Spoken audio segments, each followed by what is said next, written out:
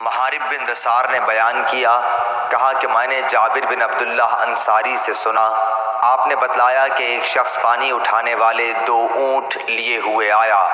رات تاریک ہو چکی تھی، اس نے معاذ کو نماز پڑھاتے ہوئے پایا، اس لیے اپنے اونٹوں کو بٹھا کر نماز میں شریک ہونے کے لیے معاذ رضی اللہ تعالیٰ عنہ کی طرف بڑھا۔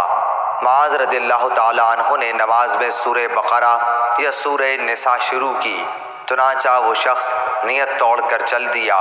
پھر اسے معلوم ہوا کہ معاذ رضی اللہ تعالیٰ عنہ نے تجھ کو برا بھلا کہا ہے، اس لیے وہ نبی کریم صلی اللہ علیہ وسلم کی خدمت میں حاضر ہوا اور معاذ کی شکایت کی۔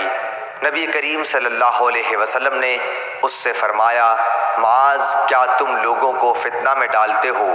آپ نے 3 مرتبہ فتان یا فاتن فرمایا۔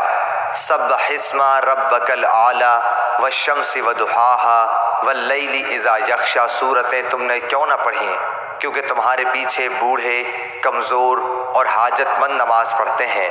شعبہ نے کہا کہ میرا خیال ہے کہ یہ آخر جملہ کیونکہ تمہارے پیچھے علق حدیث میں داخل ہے۔